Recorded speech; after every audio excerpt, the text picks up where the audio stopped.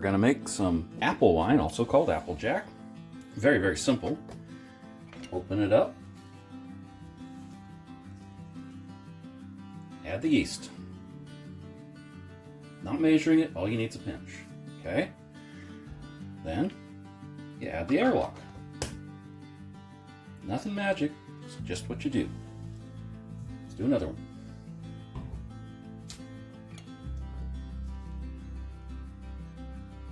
Add the yeast. And sometimes, if you catch the light just right, yeah, you can see all the yeasty beasties dropping off the surface.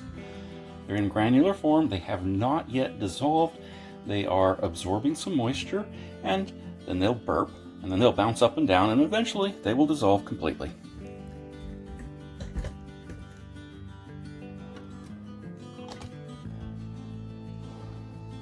Okay.